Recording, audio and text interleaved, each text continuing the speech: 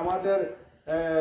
বাংলার রাখাল রাজা শহীদ প্রেসিডেন্ট জিয়াউর রহমানে যেটা নিয়ে ফয়লা শুরু করছিল আমরা এলাকার,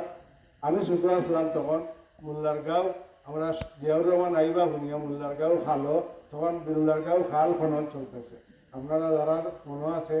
পুরানা যারা আসেন এরা বুঝবার, খাল খনন তাইনি না, খাল খনন খারছেন না, ফাঁসিয়ার খাল তাইনি খারছেন, কিন্তু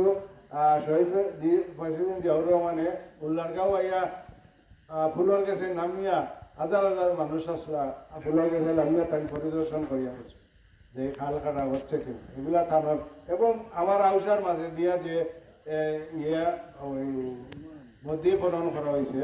এটাও জিয়াউর রহমানের সময় অনেক আগ থেকে প্ল্যান ছিল, কিন্তু বাস্তবায়ন হয়েছে জিয়াউর রহমানের সময়। আমরা ছোট আসলাম 77 সালে, 77-78 সালে এটা বাস্তবায়ন হয়েছে খাল কাটা। যাই হোক, এটা অন্য কথা, আমাদের অনেকের ক্ষতি হয়েছে, কিন্তু এলাকার বৃহত্তর এলাকার সাথে